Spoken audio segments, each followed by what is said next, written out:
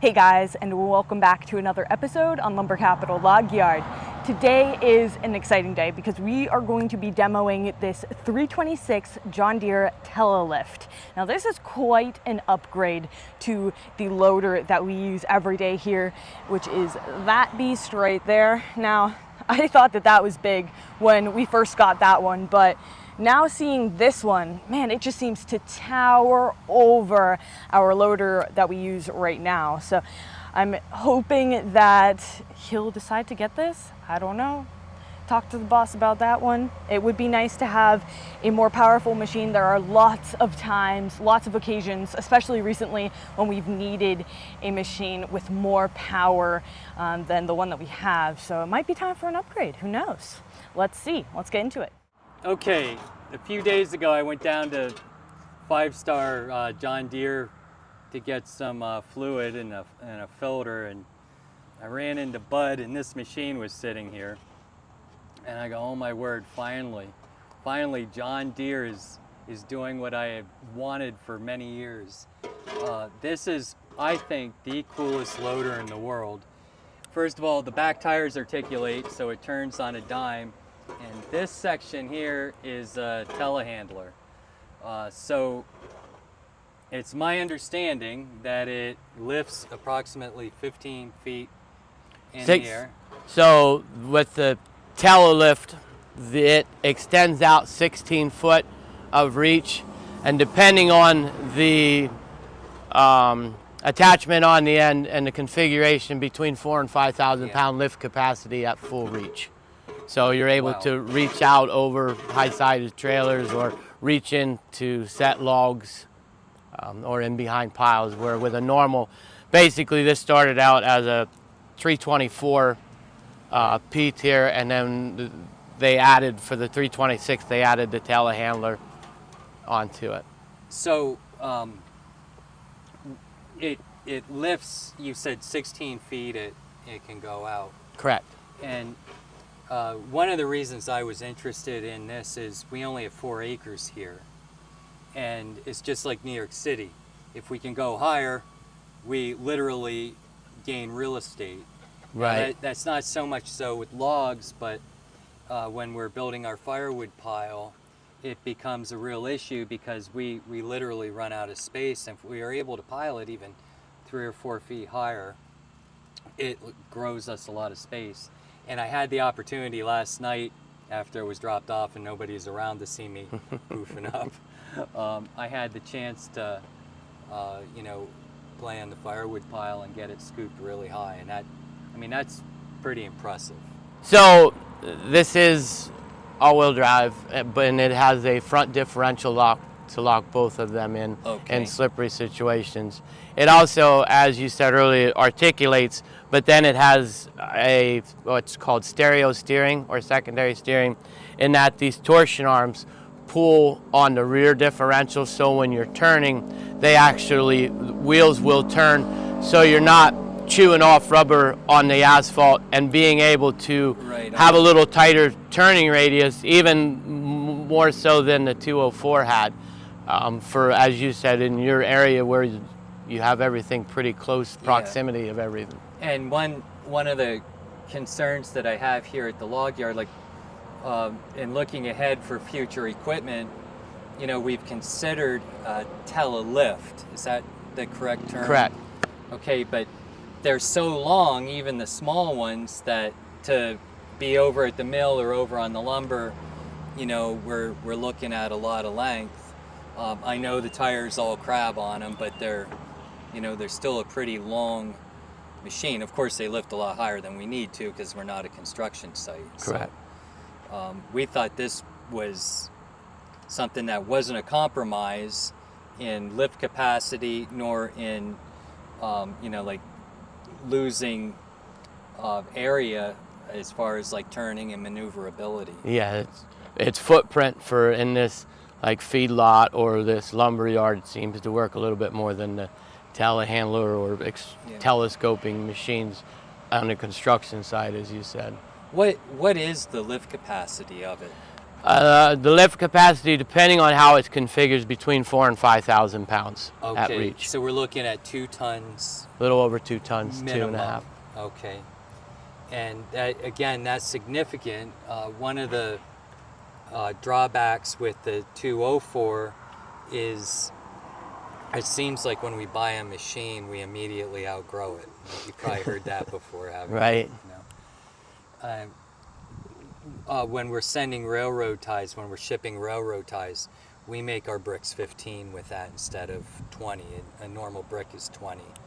And it can lift it, but when you get it up about neck height, it's struggling to really do what it needs to do. And I've come down on the deck a little hard of the trailer a time or two.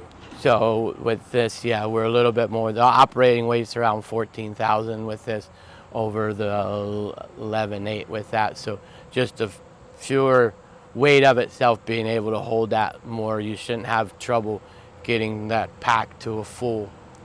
Yeah, full brick. getting a full brick on there. Some guys do more, but a standard brick is 20. And it's not really any big deal for us to jump to 15, but it would be nice to have a full brick, and it just is just a little too much. The other thing is that, again, I think our viewers are probably somewhat familiar with our log yard. We only have 2 places to load trucks, and that would be at the far end here and the far end over here. So if we have a tractor trailer come in, again, the 204 can reach across, but when it's reaching across, its armature is actually on the deck. To get the second side. To get the second side. To do a one-side unload. And the tractor trailer can move, but it becomes, a lot of moving around. Right. So I was pretty excited to see. I don't know if I'm going to get a truck with it in the next few days while it's here as a trial, but I thought it would be really neat to be able to experience that loading up, because it is a slowdown and it is a concern, that we're hitting the deck when we go across. You'll be able to make you a lot more efficient and yeah, in that time, and safer, being able to do it without moving or having to pull everything around. So one of the things that I was really impressed with is when we get into this time of year, of course, we're getting into shorter days, and we end up being here well after dark. And a lot of times we're loading our vehicles, loading our trailers for firewood or whatever, getting ready for the next day. Of course, you do a lot of hunting, you know what kind of weather we're going to be coming into just 45 days from now. It goes from the nicest day in the world, the mud season, and so we constantly have our back against the weather. So this has probably the most phenomenal standard light package I have ever seen. There's lights clear up on the telehandler, and then regular operating lights up above, and also on the back it has. So yes, it's made for, as you said, everybody's trying to squeeze every ounce of the day out. So early morning starts, still dark, especially this time of year. And as we're getting shorter, so the new lighting has come a long ways over the last couple years, and that what they bring to and being able to let you see. I didn't get to, I think it was 7 when I left last night, so I didn't have the lights on, but it was just very, very impressive. So if it's okay with you, do you mind if I start it up? Go ahead. And a customer just came by, dropped off an apple, so I'm just going to put that in the apple holder here. So when you turn the key on, you have to wait for it to go through its cycle, and it'll show you up on the screen. Okay, let's see what we have going on here. Okay. Yep, we're cycling out. And okay, I'm going to start it.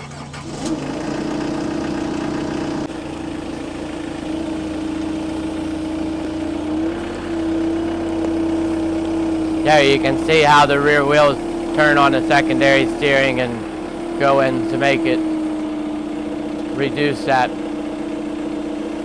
radius of your turn. I thought that was an absolutely fantastic innovation because going through tires, it chews them up here on the asphalt, and again you can see how it's going to give it a lot tighter turning radius. I mean, this is an extremely well thought out machine. It just really is phenomenal. So I'm going to get back in the cab and I'm going to run out the telehandler part of it so you guys can see that.